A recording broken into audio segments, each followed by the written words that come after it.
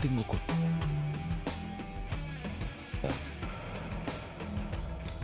Aquí estoy, no, lo que pasa es que estaba pidiendo que conectaran el monitor porque si no estaba un poco a ciegas, pero ahí estamos, espero que se esté escuchando bien.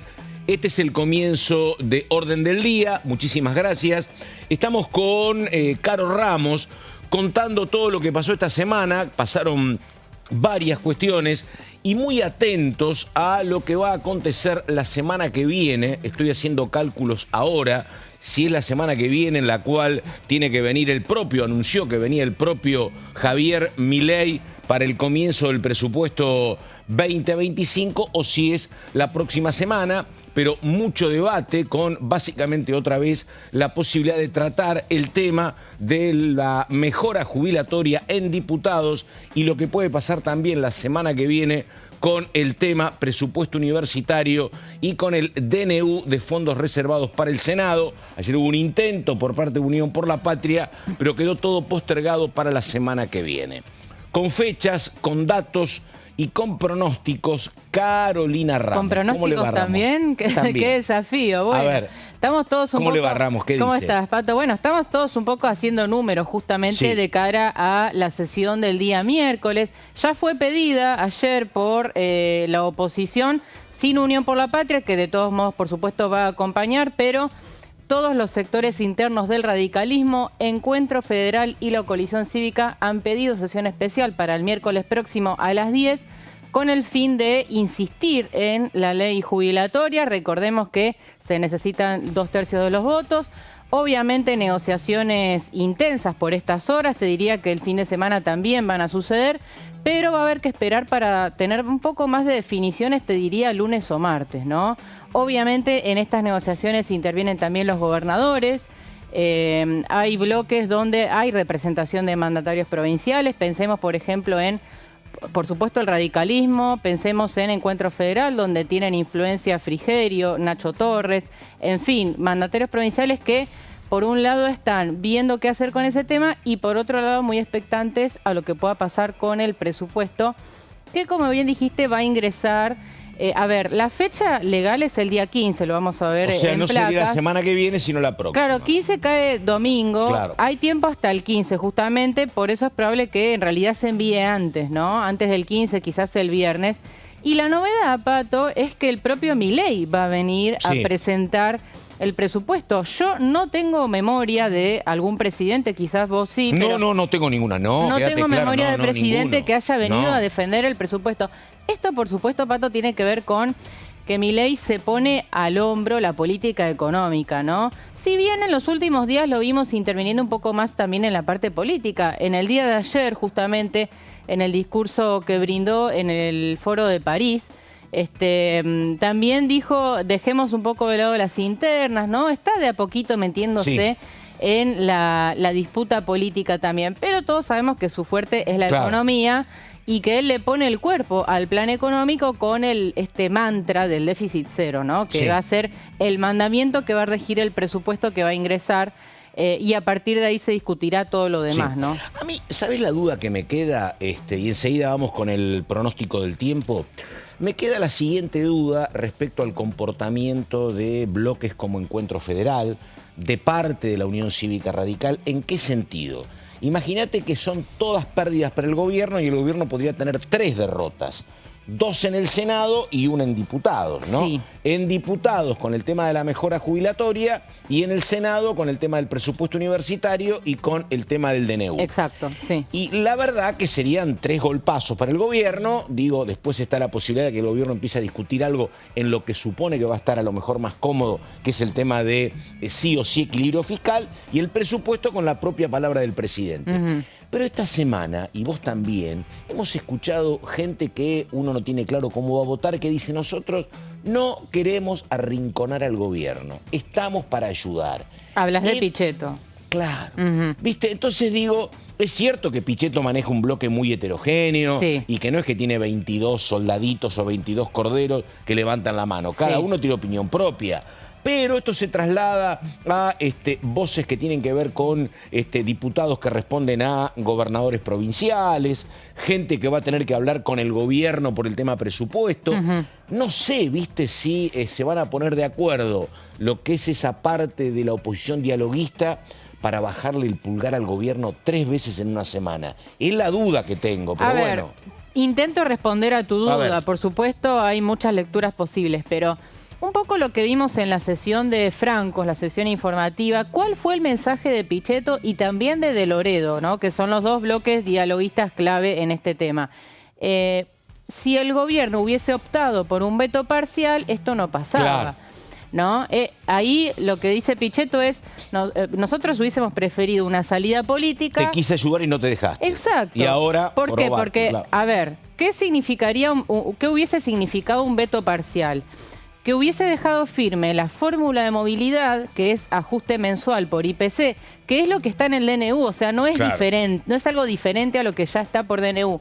Y además te hubieses evitado, Pato, un montón de juicios, que es lo que podría suceder, porque la Corte ya dijo en varios fallos que es el Congreso el que tiene que fijar la fórmula de movilidad. Y le recuerdan el caso Badaro. El caso Badaro, exactamente. Entonces, si hubiese dejado firme la fórmula de movilidad y quizás también en un gesto el 8%, ¿no?, de recomposición por la pérdida inflacionaria de enero, bueno, ahí hubiese sido otro escenario, ¿no? Quizás nosotros hubiésemos aceptado ese veto y desistiríamos de los otros puntos, que los otros puntos tenés artículos con mucho impacto fiscal, tenés la devolución a las cajas provinciales, tenés la garantía del haber mínimo, tenés el tema de la cláusula por RIPTE, el aumento adicional por RIPTE en caso de que salarios superen a la inflación, todos otros puntos que también tenían un costo fiscal.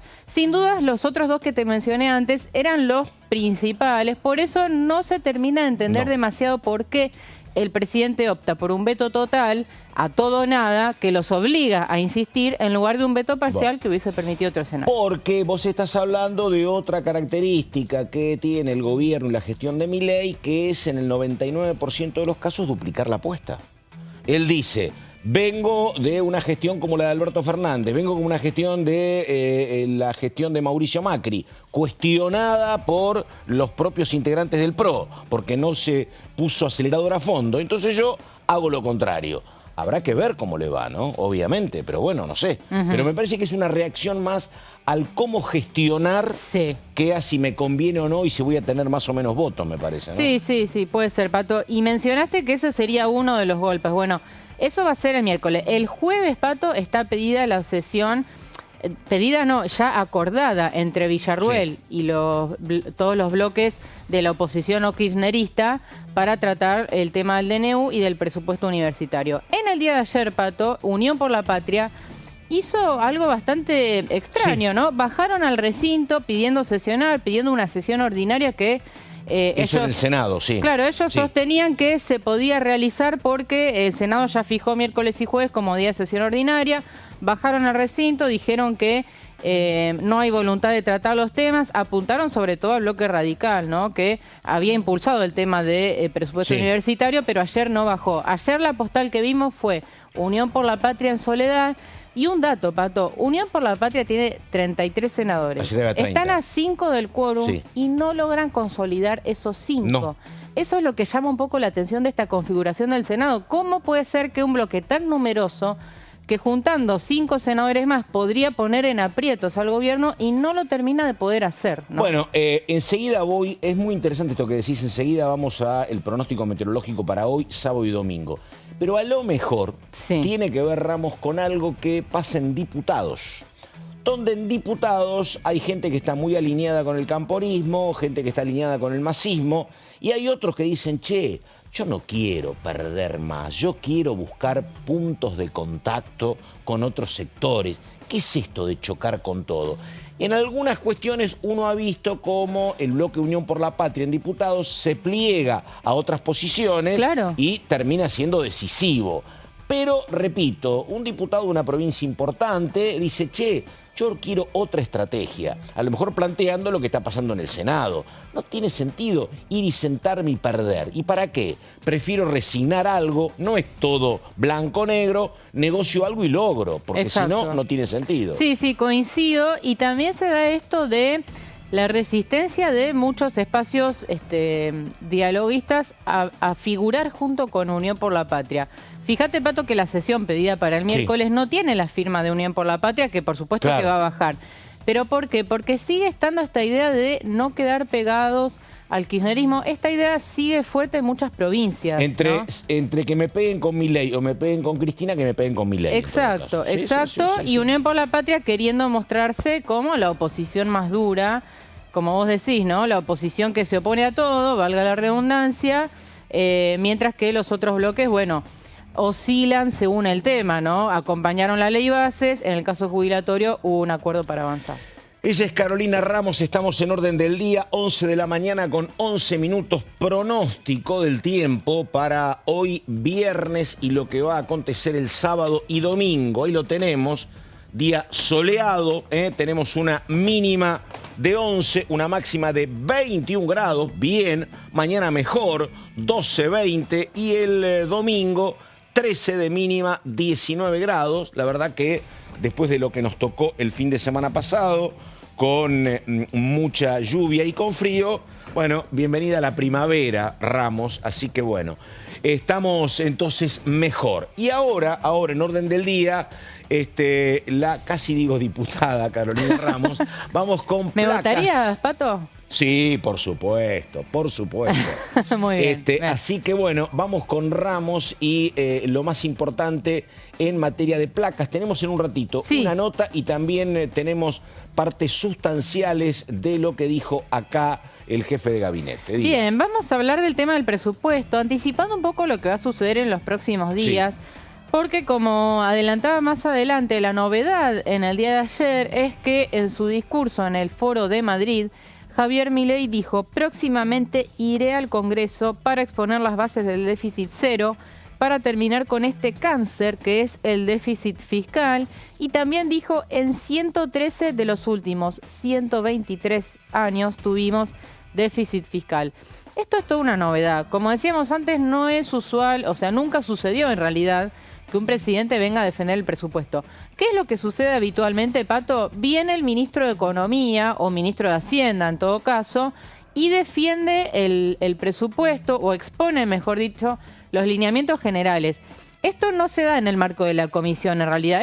Es una especie de presentación en la cual están las autoridades de la Cámara, están las autoridades de la Comisión de Presupuesto, pero puede ir cualquier diputado. Tengo muy presente, vos seguramente también, sería el año 2020, me parece, o 2021, ya era plena pandemia, cuando vino Guzmán, que había mucho cuidado, mucho barbijo y la cuestión no empezaba. Fue aquel momento de aquella frase donde faltaban minutos para empezar, había que aguardar alguna llegada y usa esa palabra de, bueno, está bien, esperamos. Mientras tanto, un poco de zaraza, dijo, dijo un Martín blooper. Guzmán. ¿Te Exactamente. Sí, Así que bueno, y ahora va a venir Milei. A mí me están preguntando acá por cucaracha, sí puede venir. Y sí, no hay antecedentes, no hay nada que se lo imponga. Y me parece que viene a hacer lo que él mejor hace, que es explicar números y explicar el tema del equilibrio fiscal. A ver, yo ayer estuve preguntando, todavía no está muy claro ni cuándo va a ser, o sea, obviamente que va a ser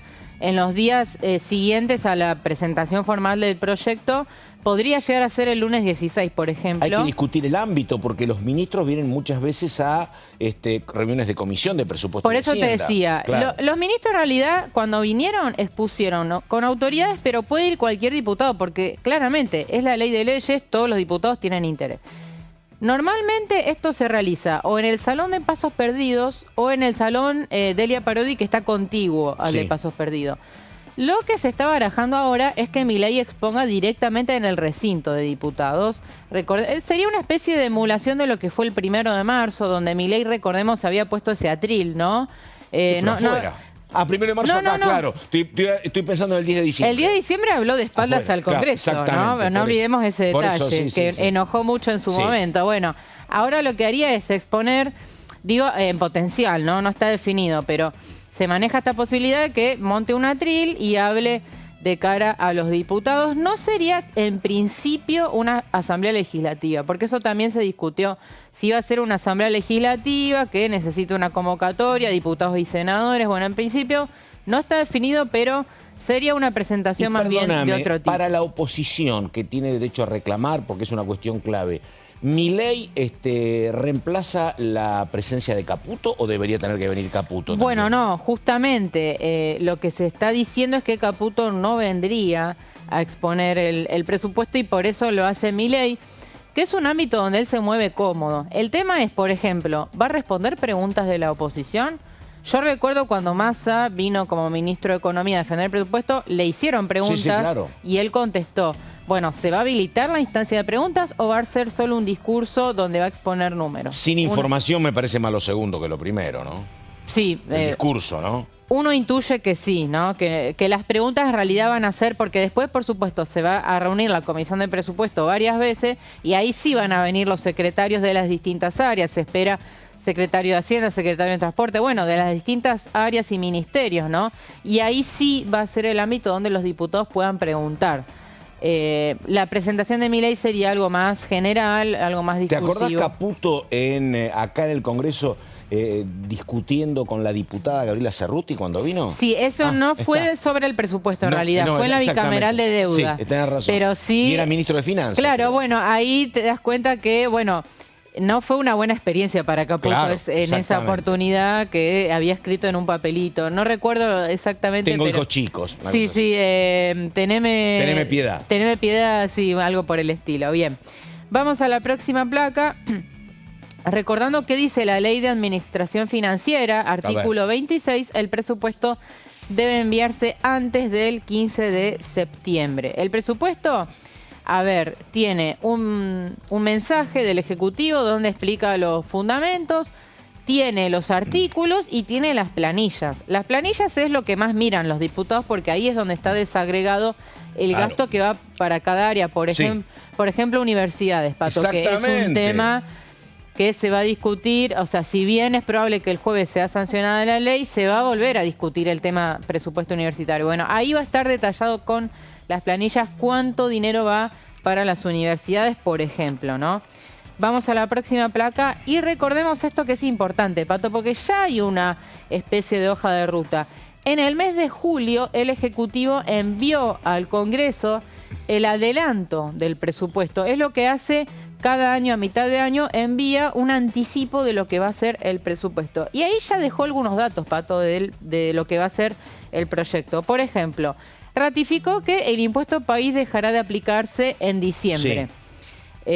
Bueno, el 1 de enero de 2025. O sea, fin de año deja de regir, según el Ejecutivo, el impuesto país. Recordemos que esta misma semana hubo una baja de la alícuota del impuesto país que bajó 10%, ¿no? Del 17,5 al 7,5%. Esa es una definición importante. ¿Por qué? Porque esto es resignar recaudación. Y resignar recaudación de un impuesto importante, ¿no? Que apenas había asumido Milei, había subido la alícuota del impuesto país, ahora la baja y esto va a tener un impacto. Dos temas. Sí. Estamos con Carolina Ramos en Orden del Día. Primer tema, yo coincido plenamente con vos que esto va a ser elementos de fricción, porque cuando vos mires los números del presupuesto, vas a ver, por ejemplo, digo, no sé cuánto habrá, pero me imagino que muy poco para obra pública, que la obra pública es central para los gobernadores, porque este año lo fuiste llevando a los gobernadores, como no tenías presupuesto, lo fuiste llevando. Ahora ellos van a ver, negro sobre blanco, cuánto hay, cuánto no hay. Primera cuestión. Segundo, como vos decís, el presupuesto universitario, que va a ser bajo, lo vas a comparar inmediatamente con el presupuesto de seguridad, por ejemplo. Digo, porque una cosa es que no haya. Ahora, si vos ves que hay tanto para seguridad y tanto menos para educación, es otro problema, ¿no? Y lo otro que te pregunto, que ya me parece que obviamente la respuesta es no hay nada, ¿te acordás? Pero a mí me parece que era muy interesante como modelo de país para discutirlo. ¿Te acordás cuando creo que era el presupuesto que traía Massa, que si no me equivoco habrá sido el del 2023, me parece? Sí, 20, claro. Sí. ¿Te acordás que era una adenda, se llamaba? La separata. La separata. Que la separata era, está claro por el presupuesto que faltan recursos. Sí. Ahora, si nosotros hiciéramos esto que está acá en la separata, tendríamos más recursos, que era el régimen impositivo de Tierra del Fuego, más impuestos a, por ejemplo, los jueces. Había varias cuestiones. Claro, que paguen ganancias los jueces. ¿Queda algo de la separata? A ver. Mira vos. Sí, no, a ver, pará. En la sesión informativa de Francos, el diputado Juan Manuel López de la Coalición Cívica, que es abanderado contra el régimen de Tierra del Fuego, ciudadano honorario de Ushuaia, sí. Sí, ciudadano ilustre de Ushuaia. Sí. Le preguntó a Francos qué iban a hacer con este tema y si había intención de avanzar sobre Tierra del Fuego. Ahí Francos, la verdad que no dio una definición contundente, dijo el tema seguramente va a estar incluido lo que es gasto tributario en general, no es solo Tierra del Fuego, ¿no? Hay otros regímenes especiales también.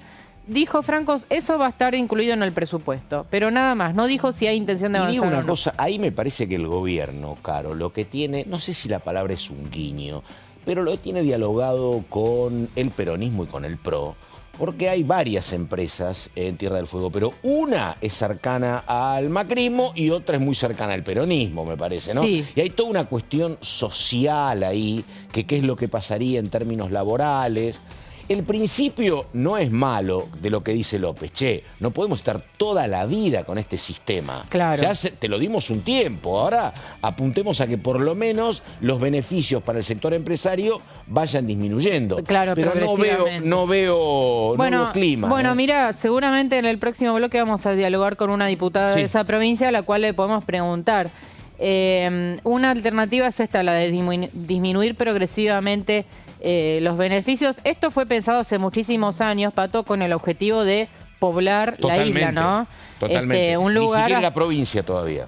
Claro, territorio nacional. Exacto, un lugar muy hostil para habitar. Entonces, bueno, ahí estaba justificado. Ahora lo que dicen, como bien decís vos, es, bueno, reveámoslo mínimamente. Claro. Bueno, más. Seguimos. Dólar, según el anticipo del presupuesto, dólar a diciembre, 1.016 pesos. Y ahora sí, en esta placa, inflación... Perdóname, ¿diciembre del 2025? No, 16. diciembre de este año. Está bien. Dólar a diciembre de este año, 1.016 pesos. Inflación 2024, o sea, a fin de año, por debajo del 130%, dice el anticipo del presupuesto. Tengamos en cuenta que la acumulada hasta julio fue del 87%. Y también prevé una caída del 3,5% del PBI en 2024. Son algunos de los indicadores que planteó el Ejecutivo en el adelanto del presupuesto. Y vamos a las últimas placas para repasar qué es lo que sucedió con los presupuestos de los últimos años. Es interesante repasar. En 2021, y recuerdo estábamos acá en el piso cuando eso sucedió, se rechazó por primera vez un presupuesto, que era el presupuesto para el ejercicio 2022.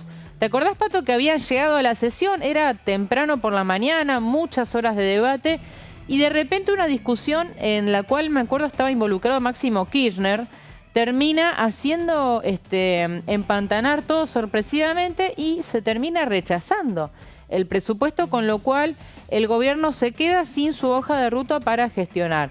¿Qué hizo el gobierno en el año 2022? Bueno, prorrogó el del presupuesto 2021, que es la opción que te da la ley para tener algún tipo de presupuesto. ¿Qué es lo que pasa en este caso? Se prorroga el del año anterior, pero el Ejecutivo tiene facultades para, vía jefatura de gabinete, reasignar partidas, y esto es, digamos, sin aval en principio del Congreso, ¿no? El Congreso puede revisar hacia dónde van las partidas, puede controlar, pero el Ejecutivo puede hacerlo, y acá hay mucha mayor discrecionalidad en el uso de los recursos, ¿no? Siendo el Ejecutivo el que maneja esos recursos y no el Congreso el que diga a dónde tienen que ir. Por eso es importante, y acá coincidimos el otro día con Mauricio Cantando, decíamos, la verdad, a nadie le conviene que no haya presupuesto. No, claro. ¿No? Incluso a la oposición más acérrima, Unión por la Patria, le conviene que mínimamente haya una ley de presupuesto, pero sí determinar a dónde van las partidas. Y vamos a, bueno, la última placa. ¿Qué pasó en 2022?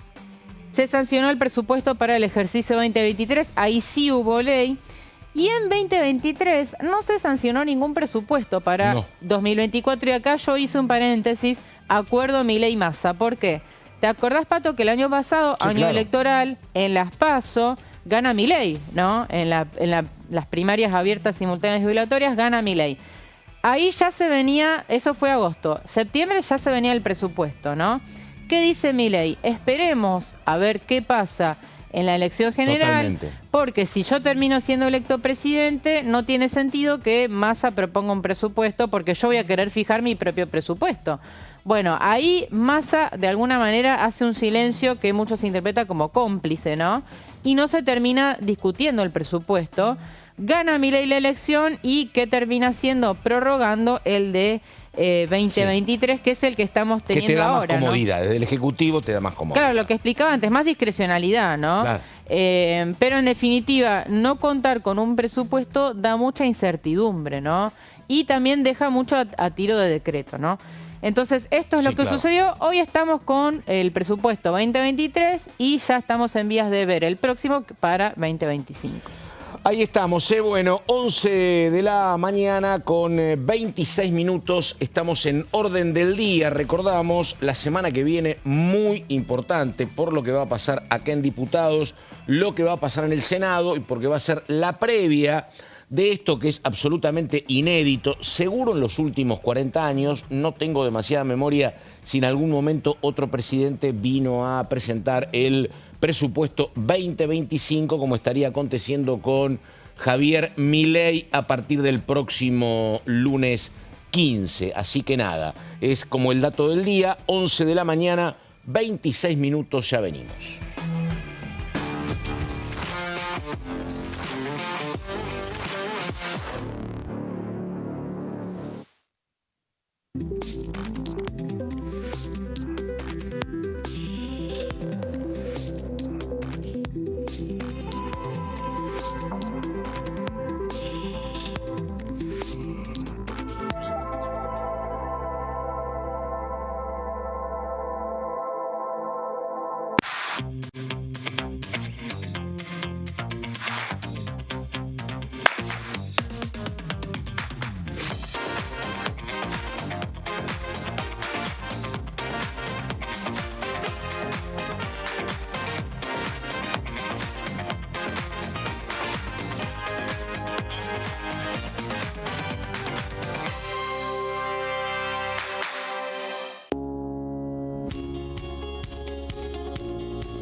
La Cámara de Diputados tiene 257 miembros.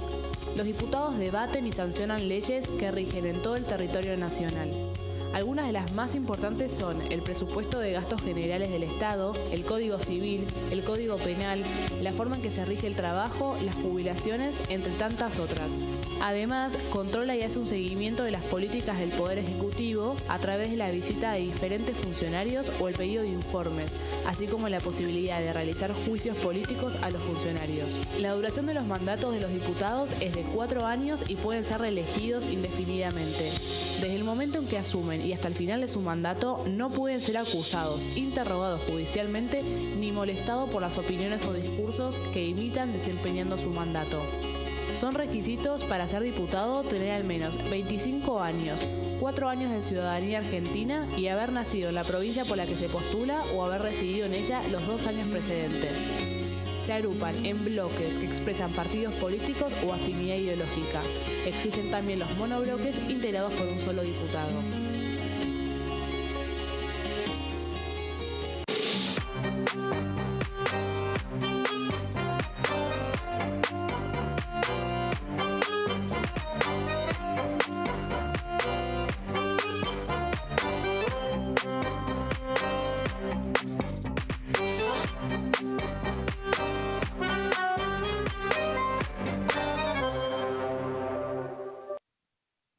En este momento millones de niños y niñas tienen desnutrición severa. Algunos están tan débiles que apenas pueden pararse. Pero con tu ayuda podemos salvar a los niños. Este alimento terapéutico listo para usar está lleno de vitaminas y nutrientes esenciales que ayudan a los niños y a las niñas a recuperarse de la desnutrición. Gracias a personas como vos, ayudamos a salvar a millones de niños cada año. Da un un simple paso. Dona ahora y ayúdanos a seguir salvando vidas. ¿Qué diferencia hay entre la Cámara de Diputados y la Cámara de Senadores? La Cámara de Diputados representa al pueblo de la nación argentina. Esto significa que las provincias más grandes y con mayor cantidad de habitantes tienen muchos más diputados que las provincias más pequeñas. La manera de establecer las cantidades es proporcional. La Cámara de Senadores representa a las provincias. Cada provincia envía 3 senadores al Congreso Nacional. El total de senadores es 72, dado que las provincias argentinas son 24. Este es un número fijo. Por ejemplo, la provincia de Buenos Aires cuenta con 70 diputados nacionales y la provincia de Tierra del Fuego con 5. Pero tanto la provincia de Buenos Aires como la de Tierra del Fuego cuentan con 3 representantes cada una en el Senado de la Nación. Cada 2 años, el Congreso Nacional renueva la mitad de sus diputados y 1/3 de sus senadores nacionales. El mandato de los senadores es de 6 años, mientras que el de los diputados es más breve, dura solamente 4 años.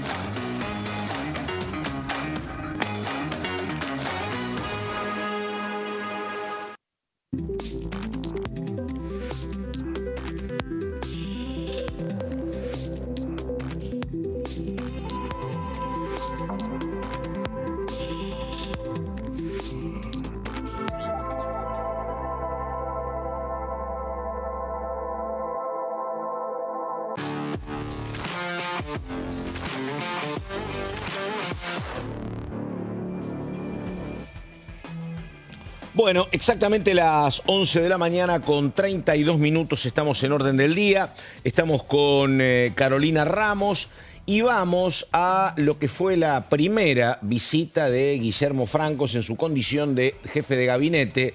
Los otros días hablábamos con ella, con Ramos, se terminó yendo Unión por la Patria. Digo, ¿esto a quién le resultó beneficioso? No estaba demasiado claro, pero alguien dijo por ahí, nadie se va de un partido donde estás ganando, ¿no? La verdad que una decisión que tenía que ver, indicaban, con los incidentes que había afuera. Sí, a ver, Unión por la Patria tenía la oportunidad más que nunca de, bueno, intentar acorralar al jefe de gabinete con alguna pregunta, cuestionamientos al gobierno. Era el escenario indicado, digamos. Sin embargo, decidieron salir anticipadamente, ver lo que estaba sucediendo afuera. También la izquierda se retiró. Y la sesión, la verdad, que terminó un poco de manera bastante abrupta, ¿no? Habló Gabriel Bornoroni por La Libertad Avanza y el informe terminó. Sí, lo que pasa es que es un tema de la gente, la verdad, cuando, qué sé yo, opinión pública, no creo que se ponga a dilucidar quién ganó y quién perdió, pero era una posibilidad efectivamente de tenerlo al jefe de gabinete para que hablar y para preguntarle, eventualmente para incomodarlo un par de horas más, porque estaba previsto que esto durara 8 o 9 horas. Vamos justamente con Guillermo Francos, diciendo que heredaron una situación muy complicada el 10 de diciembre. Habla Francos de bomba de tiempo. A ver. Subimos el 10 de diciembre y nos encontramos con una bomba de tiempo. Teníamos una inflación minorista que se movía con un alza del 1% diario, un desequilibrio fiscal a nivel del Tesoro de 5 puntos del PBI y a nivel del Banco Central de 10 puntos del PBI. También registrábamos una deuda por 20.000 millones de dólares cuyos pasivos remunerados los tenedores podían ejecutar al día siguiente.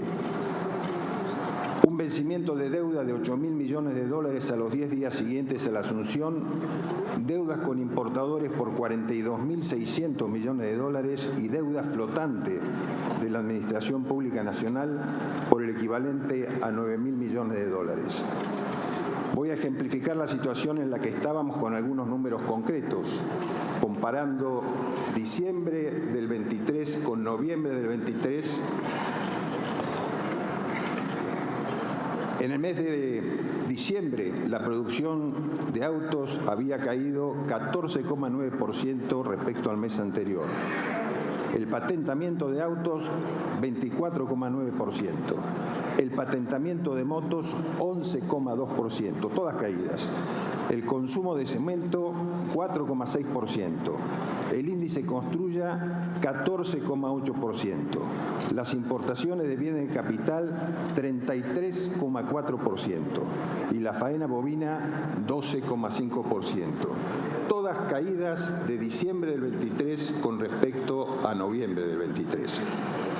Estos números son el correlato de un Estado elefantiásico, ineficiente y corrupto, que prestaba servicios de muy mala calidad a la ciudadanía y garantizaba negocios para unos a costa de todos los argentinos. 7 meses después, los números de julio son otros. En relación a junio del 2024, la producción de autos aumentó el 40,3%.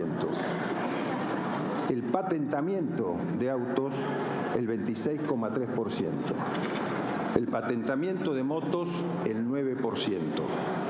El consumo de cemento, el 17,9%. El índice Construya, el 12,1%, las importaciones de bienes de capital, el 34,9% y la faena bovina, el 15,7%. Este es el resultado de mucho trabajo y esfuerzo, de mucha gestión de gobierno. A pesar de esta herencia caótica que recibimos y de encontrarnos en una situación de clara minoría parlamentaria y política, como es de su conocimiento, empezamos a construir las bases de una nueva Argentina, un país con libertad, sin inflación, sin déficit, con un Estado chico que cobra menos impuestos, donde hay estabilidad y seguridad. Bueno, ahí está, faltan 20 y pico de minutos para el mediodía, estamos en orden del día. Ahora, otro tramo de lo que dijo Guillermo Francos, que uno, porque lo conocía a Francos, sabía que este rol iba a ser el rol previsible. Sí. No es un jefe de gabinete amigo de ninguna exhibición para TikTok o breve, sí, muy lejos del show, pelota contra el piso, te diría, ¿no? Sí. Es el estilo de él. Sí, y me parece que al gobierno no le viene mal, me parece. Muy diplomático, Sí. Francos, es su estilo, claramente. Sí. Marca diferencia con otros jefes de gabinete anteriores. Sí. Me acuerdo Marcos Peña, por ejemplo. Sí. Durante el macrismo las sesiones informativas de Peña eran explosivas. Totalmente. Con cruces con el kirchnerismo. Otro que también tenía una parte que estaba muy cerca a lo que era la gran exposición y trabajaban para que ese minuto quedara registrado era Aníbal Fernández. Aníbal sí, también, es cierto, sí, Aníbal, es cierto también. Aníbal tenía bueno, y Coqui duros. Capitanich Sí, claro. también ha tenido Sí. bastantes cruces. Bueno, Nicolás Pose tuvo una sola en el Senado Sí, antes sí. de irse, ¿no? Y ser reemplazado por Francos, donde también bastante diplomático, Sí. no tuvo demasiados cruces. Hay que decir también que Francos fue acompañado por funcionarios de jefatura de gabinete y por asesores que estaban instalados en el Delia Parodi, Sí, en el me Salón acuerdo. Contiguo a Pasos Perdidos, donde iban un poco contestando las preguntas en tiempo real, Sí. con los datos más precisos, ¿no? Y le alcanzaban a Francos las respuestas y Francos simplemente las replicaba. Sí, por eso el sistema de que no responde inmediatamente, que es un sistema ya instaurado desde el comienzo de las presencias de los jefes de gabinete, sino que vos vas acumulando preguntas Claro, y después respondés. exacto. Para que tengan tiempo los asesores de respuestas puntuales, efectivamente. Bueno, vamos con una más de Francos. Tiene que ver con ley bases. A ver, ¿qué decía? Un mes después de asumir, el presidente Milei envió con mucha convicción al Congreso 2 leyes que implican enormes transformaciones para la Argentina. La sanción de la ley bases y del paquete fiscal fue un enorme hito en nuestra gestión. Obviamente, tuvimos 2 etapas en este proceso que todos ustedes conocen. Una primera etapa en la que no tuvimos éxito en esta Cámara y tuvimos que volver atrás sobre ese proyecto de ley, generar modificaciones, acuerdos políticos en este recinto y después en el Senado de la Nación para obtener las sanciones respectivas. No existe en el mundo un gobierno que haya logrado sacar adelante leyes que cambien el país de una manera tan profunda y establecer los cimientos para el crecimiento y la estabilidad de los próximos años. Su aprobación fue producto de un gran trabajo de nuestro bloque, La Libertad Avanza, y de aquellos bloques que se pusieron a disposición para llegar a puntos de acuerdo y superar las diferencias en pos de un profundo beneficio para el país. La Ley Bases, junto con el DNU 70 y el paquete fiscal, le devuelve libertad a los argentinos, impulsa la actividad privada, atrae inversiones y genera puestos de trabajo. Es un instrumento que pone en marcha una expectativa distinta para la actividad económica, más allá de los logros que el gobierno está obteniendo en la lucha contra la inflación y la eliminación del déficit. Donde había incertidumbre, ahora hay seguridad jurídica, previsibilidad y estabilidad para quienes producen. Donde había manotazos del Estado, ahora hay certeza de que no se cambiarán las reglas del juego para quienes invierten. Destaco dentro de la Ley Bases todo el sistema de regulación petrolífera, gasífera, minera, el RIGI y las reformas fiscales. Hemos visto como luego de aprobado el RIGI, YPF decidió avanzar en la inversión más grande para la historia de la Argentina para desarrollar gas natural licuado con el procesamiento, transporte y liquefacción de gas que sale de Vaca Muerta. Además, en esa misma cuenca visitamos con el presidente de la República los yacimientos de Vaca Muerta y ahí las empresas petroleras nacionales e internacionales más grandes del país, con inversiones significativas, se comprometieron a una inversión de 2.500 millones de dólares para el oleoducto Muerta Sur, con el objetivo de lograr que el país exporte o llegue a exportar 30.000 millones de dólares anuales para el año 2030. A su vez, Aluar, la mayor productora de aluminio de Argentina, encarará una importante inversión de 400 millones de dólares para la ampliación del parque eólico de Puerto Madryn. Esto permitirá alcanzar la autogeneración energética en la producción de aluminio primario, además de fortalecer el desarrollo económico y energético de la Patagonia. Todo esto fue consecuencia de esta ley que sancionó el Congreso de la Nación y que establecía el régimen de incentivos para las grandes inversiones, que algunos todavía critican, que va a ser la fuente de enormes inversiones para explotar recursos naturales que durante muchísimos años estuvieron olvidados. La palabra de Guillermo Francos, y mientras lo escuchábamos, yo estaba pensando, porque estamos como muy metidos últimamente, Ramos, en la cuestión de los 2 tercios, ¿no? Que conseguir 2 tercios para nombrar a los jueces de la Corte cuesta un Perú, conseguir 2 tercios para insistir con el DNU sobre fondos reservados cuesta, pero este presupuesto que va a necesitar de 129 votos en diputados, digo, a ver, uno tiene que pensar que tampoco es tan sencillo, tiene más herramientas por la plata, por el manejo con los gobernadores, por la discusión que hay ahora con el CFI, por ejemplo, pero el gobierno también tendrá que arremangarse un poquito porque tiene propio 70 y pico, ¿no? Propio. Digo, propio tiene menos, tiene 36, 37. Tenés que sumar al PRO, salvo el chisporroteo que hay por el tema del acceso a la información pública, que hay como algún cortocircuito, pero después tenés que sumar con diputados como Modeo, diputadas como Modeo, pero tenés que sumar a rionegrinos, tenés que sumar a gente también de la provincia de Misiones, tenés que hablar con parte del radicalismo y con parte de Encuentro Federal. Tenés que llevar agua para tu molino, ¿no? Y tenés que hablar con los gobernadores, que ahí está la clave, Pato, en realidad. Yo creo que es muy difícil que no se sancione la ley de presupuesto, porque como explicamos antes, hasta a la oposición le conviene que haya presupuesto para poder determinar dónde van las partidas. Pero la discusión va a ser el contenido, ¿no? Claro, porque además el gobierno, y esto no está mal, no tiene... Porque va a venir Milei a explicar, che, la única herramienta que yo necesito respetar a rajatabla es el tema del equilibrio fiscal. Sí. Bueno, entonces, porque antes, ¿cuál era la herramienta para seducir diputados de gobernadores? ¿Qué me estás pidiendo? ¿Una obra, un puente? Tomá, 3 diputados. Pero ahora no está. Sí, claro. absolutamente. Digo, mirá, en Santa Fe... ¿Con qué va a seducir a los diputados? En Santa Fe hay un puente, que es el puente carretero que une la ciudad de Santa Fe con Santo Tomé, que es una ciudad muy importante, aledaña. Es un puente bastante corto, de muchísimo tránsito, debe tener, no sé, 3 kilómetros, 2 kilómetros del puente.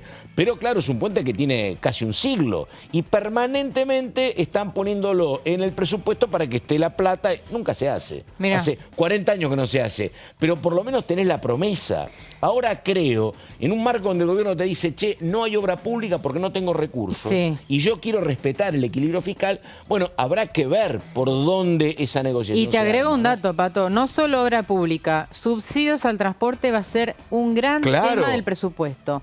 Justamente ayer la Comisión de Transporte se reunió, la oposición quiso dictaminar un proyecto que tiene aval de los intendentes, que según ellos no tiene costo fiscal porque sería destinar una parte de un impuesto que ya existe, que es el impuesto al combustible, a financiar el transporte del interior. No prosperó, quedó para la semana próxima, pero ¿qué pasa, Pato? Hoy las provincias reciben 0.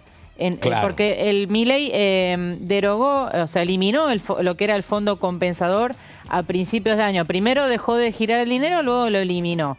Con eso se sostenía el transporte del interior. ¿Y qué pasó? En muchas localidades claramente tuvieron que subir la tarifa, ¿no? Porque no dan abasto o no pueden afrontar el costo total del servicio ante la falta de fondos por parte de Nación. Te diría que subsidios al transporte va a ser uno de los grandes temas del presupuesto. Y viene ahora otra vez Guillermo Francos, pero para después digo una pregunta, porque la verdad que con lo que vos decís, con lo que yo venía pensando, la cuestión no me cierra. ¿Cuál podría ser el atractivo que tendrían los gobernadores para inclinar la balanza? Sí, plata para obra pública uno no ve que haya. Plata para transporte parece que no. Digo, ¿por qué te dirían que sí? Antes era una negociación donde, bueno, yo consigo estos recursos. Además había una cuestión que no tiene Milei a favor de Milei, que era la pertenencia histórica de gobernadores que eran gobernadores del partido gobernante, ¿no? Claro. Digo, peronistas históricos, ¿cómo le va a decir el gobierno central? No hay. O radicales históricos. Ahora, ninguno, no hay gobernadores de Libertad Avanza. Le puede decir que no con más comodidad, pero necesitan el voto y el respaldo de esos gobernadores para llegar a la masa crítica de 129. Exacto. Y te agrego, voy recordando a medida que vas hablando más temas. Cajas previsionales. Claro. Hay 13 provincias que tienen cajas no transferidas Santa Fe a la y nación, Córdoba entre ellas. claro, con déficit y que necesitan cubrir ese déficit. Bueno, justamente el gobierno también eliminó ya no está girando las partidas a las provincias y ahí hay un fuerte reclamo, hay parte ya en la justicia. Sí, claro. Y, por ejemplo, en el caso de Córdoba, que es la provincia que yo sigo, 450.000 millones de pesos es lo que reclama la provincia.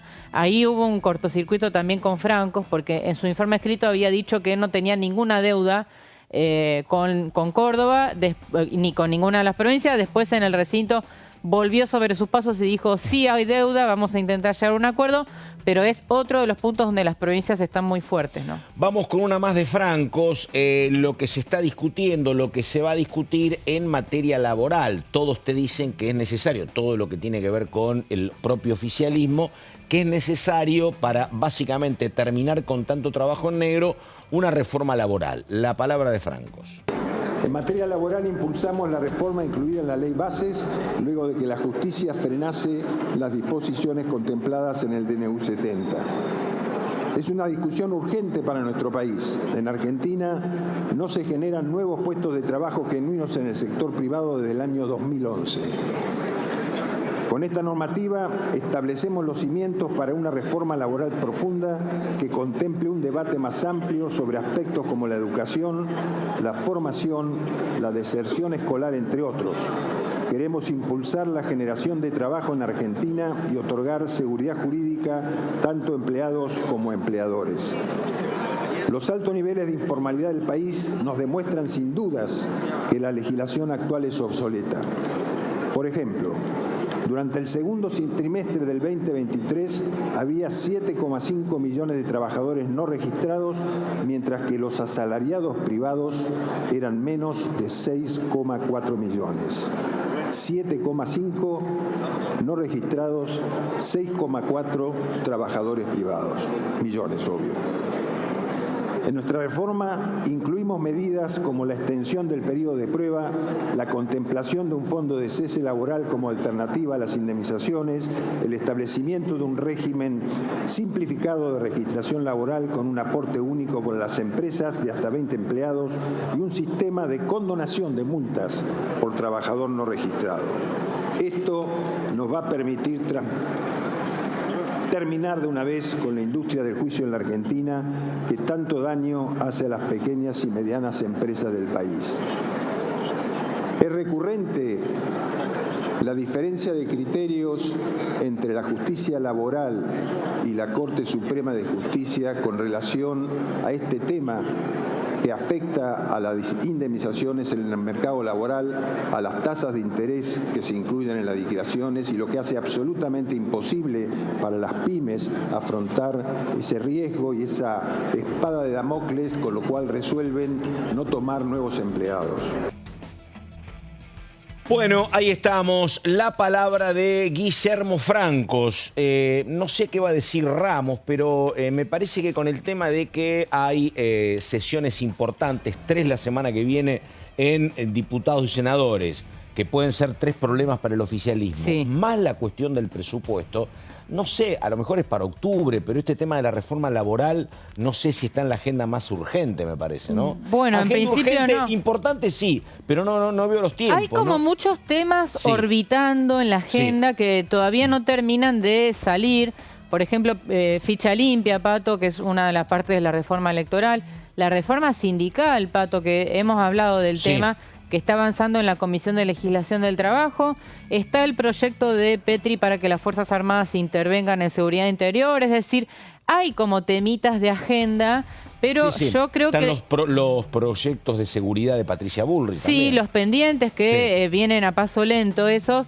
Pero yo te diría que cuando ingrese el presupuesto va a monopolizar sin dudas la discusión, ¿no? Y el presupuesto es un tema de mucha reunión, mucho presupuesto y Hacienda, te lleva así. Horas a veces, y horas.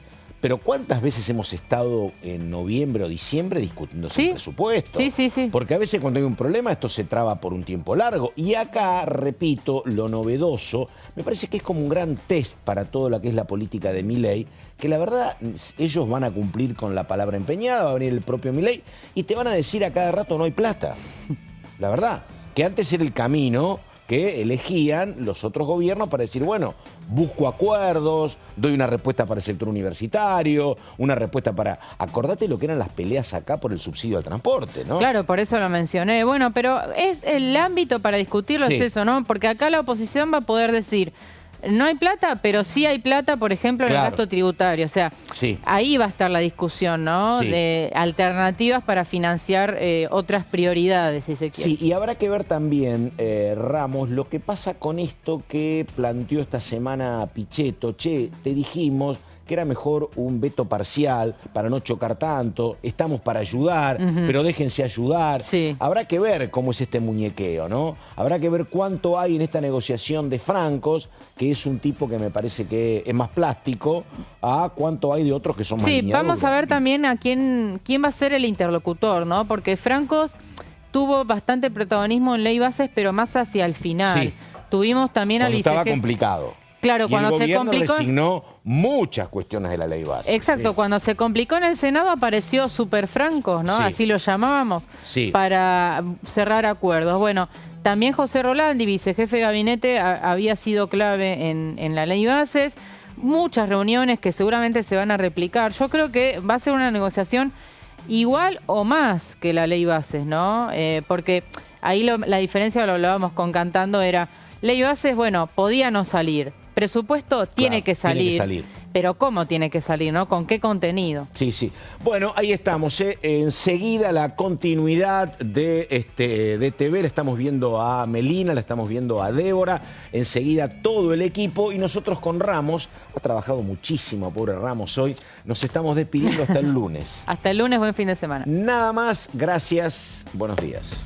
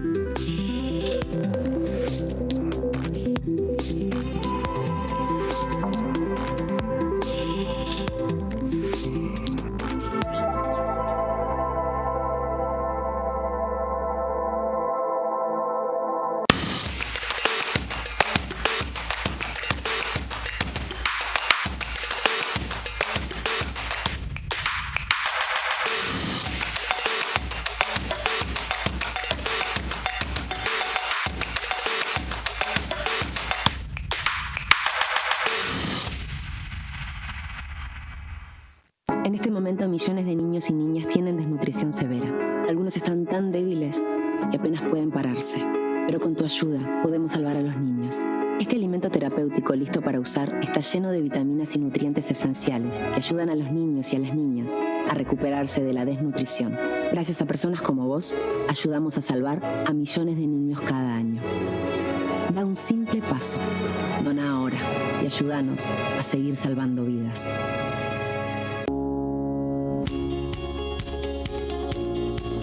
La Cámara de Diputados tiene 257 miembros. Los diputados debaten y sancionan leyes que rigen en todo el territorio nacional. Algunas de las más importantes son el presupuesto de gastos generales del Estado, el Código Civil, el Código Penal, la forma en que se rige el trabajo, las jubilaciones, entre tantas otras. Además, controla y hace un seguimiento de las políticas del Poder Ejecutivo a través de la visita de diferentes funcionarios o el pedido de informes, así como la posibilidad de realizar juicios políticos a los funcionarios. La duración de los mandatos de los diputados es de 4 años y pueden ser reelegidos indefinidamente. Desde el momento en que asumen y hasta el final de su mandato, no pueden ser acusados, interrogados judicialmente ni molestados por las opiniones o discursos que imitan desempeñando su mandato. Son requisitos para ser diputado tener al menos 25 años, 4 años de ciudadanía argentina y haber nacido en la provincia por la que se postula o haber residido en ella los 2 años precedentes. Se agrupan en bloques que expresan partidos políticos o afinidad ideológica. Existen también los monobloques integrados por un solo diputado.